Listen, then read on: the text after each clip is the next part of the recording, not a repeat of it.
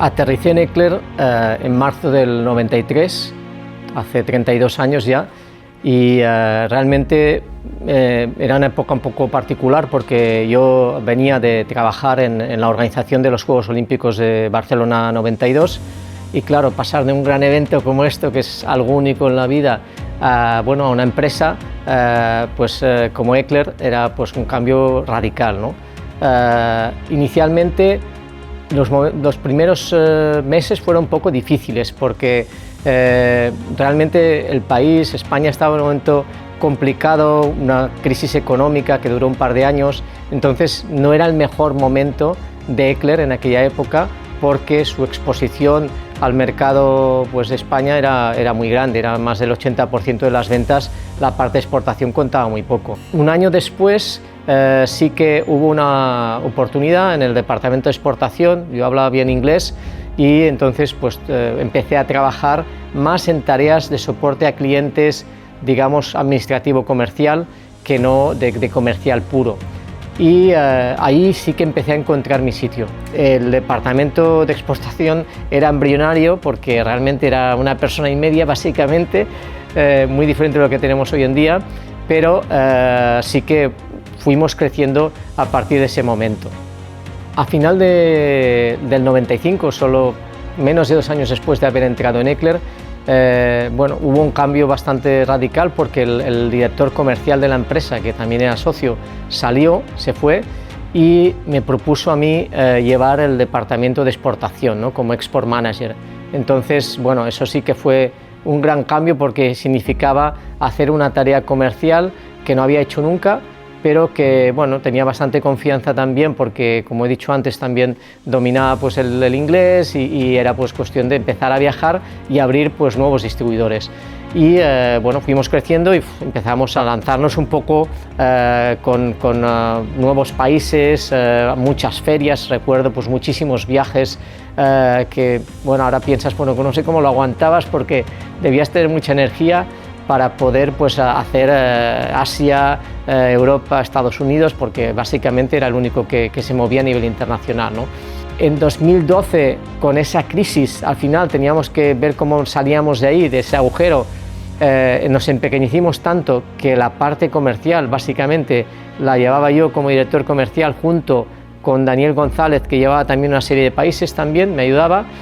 Y fuimos trampeando un poco la situación como pudimos hasta que entró en 2014, a final de 2014, nuevos inversores y a partir de ahí pues vimos un poco la luz, ¿no? Con más recursos, capacidad de volver otra vez a crecer, a contratar personal, ya fue más gestionar selección de talento, incorporarlo, formarlo,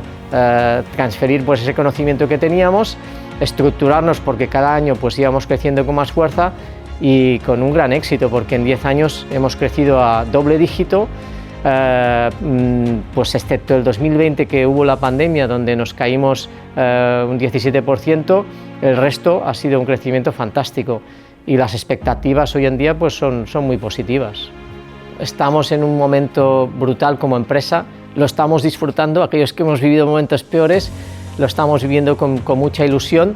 y al final cuando ya llevas tantos años y te quedan realmente no tantos años, pocos, 6-7 años para jubilarte, el poder transferir ese conocimiento a la gente que entra y ver que el equipo va creciendo y que va consiguiendo retos es muy gratificante, muchísimo. Para mí quizás es lo más bonito, lo más positivo.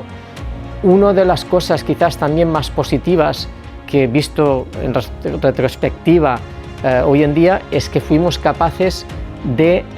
adaptar la empresa, cambiarla completamente de mercado desde el ocio noche, el disc jockey hacia el commercial audio. Esto tiene mucho mérito porque no es nada fácil cuando has estado muchos años en un mercado muy concreto lanzarte a un mercado diferente y poco a poco ir construyendo toda una gama de productos que te permita ser una marca a tener en cuenta en ese nuevo mercado que era el comercial audio. Entonces esa parte de saber readaptarte como empresa porque un mercado se te cae y por tanto tienes que encontrar nuevos mercados donde empezar a empujar y a crecer de nuevo, es complicado, es muy difícil, muchas empresas no lo superan, ¿no? y nosotros fuimos capaces. Entonces, destaco también esa resiliencia de la empresa y esa capacidad de adaptación ante retos a veces muy complejos, ¿no? ¿Dónde veo Eclair en el futuro, en los próximos años? A ver, yo creo que tenemos un futuro brillante, estoy convencido, porque todas las inversiones que hemos hecho en los últimos años a nivel de I+D, especialmente en software, que son inversiones de 4 o 5 años, con más de 20 ingenieros trabajando en proyectos concretos, como el ecosistema Eclairplex, Eclair Cloud, eso nos tiene que llevar a dar un nuevo salto que nos permita pues, ya no solo vender hardware como hemos hecho hasta ahora, sino también ofrecer soluciones de software que seguramente también nos permitirán tener unos ingresos recurrentes en el futuro. Es un poco una obviedad del mercado de que bueno, todo el mundo, toda la tecnología se está moviendo de hardware hacia software y creo que ahí tenemos mucho que decir en el futuro.